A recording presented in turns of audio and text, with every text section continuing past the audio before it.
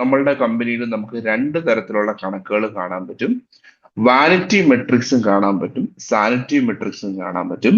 അപ്പൊ vanity matrix എന്താണെന്ന് ചോദിച്ചു കഴിഞ്ഞാൽ നമ്മളുടെ കമ്പനിയിൽ നമുക്ക് കാണാൻ പറ്റുന്ന കുറച്ച് നമ്പറുകൾ, അതായത് നമുക്ക് നല്ലത് എന്ന് തോന്നുന്ന കുറച്ച് നമ്പറുകളാണ് എന്ന് വാനിറ്റി മെട്രിക്കുകൾ.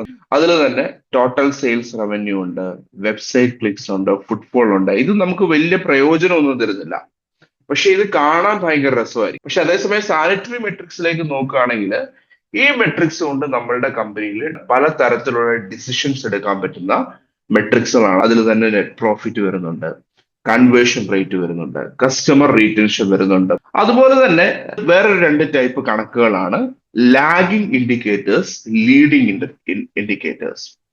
അപ്പൊ എന്താണ് ലാഗിംഗ് അല്ലെങ്കിൽ എന്താണ് ലീഡിംഗ് ഇൻഡിക്കേറ്റേഴ്സ്? ലാഗിംഗ് ഇൻഡിക്കേറ്റേഴ്സ് എന്ന് പറഞ്ഞു കഴിഞ്ഞാൽ നിങ്ങളുടെ കമ്പനിയിൽ നിങ്ങൾ വിജയിച്ചോ ഇല്ലയോ എന്ന് പറഞ്ഞു തരുന്നതാണ് ലാഗിംഗ് ഇൻഡിക്കേറ്റേഴ്സ്. എന്ന് പറഞ്ഞു കഴിഞ്ഞാൽ കഴിഞ്ഞു പോയൊരു ഇവന്റിനെ ഫോക്കസ് ചെയ്യുന്ന ഇൻഡിക്കേറ്റേഴ്സ് ആണ് ലാഗിംഗ് ഇൻഡിക്കേറ്റേഴ്സ്.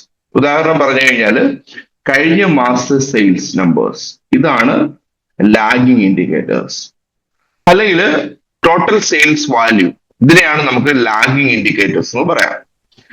ഇനി ലീഡിംഗ് ഇൻഡിക്കേറ്റേഴ്സ് എന്ന് പറഞ്ഞു കഴിഞ്ഞാൽ ഈ ടോട്ടൽ സെയിൽസ് വാല്യൂയിലേക്ക് നയിക്കുന്ന കുറച്ച് കാര്യങ്ങൾ ഉണ്ടാവും, അതിന്റെ വാല്യൂ ആണ് ലീഡിംഗ് ഇൻഡിക്കേറ്റേഴ്സ്. ഉദാഹരണം പറയുകയാണെങ്കിൽ ടോട്ടൽ സെയിൽസ് വാല്യൂ കൂടണമെങ്കിൽ നമ്മളുടെ എക്സിക്യൂട്ടീവ്സ് എല്ലാ ദിവസവും ടോട്ടൽ എത്ര കസ്റ്റമേഴ്സിനെ മീറ്റ് ചെയ്തു എന്നുള്ളതാണ് ലീഡിംഗ് ഇൻഡിക്കേറ്റേഴ്സ്.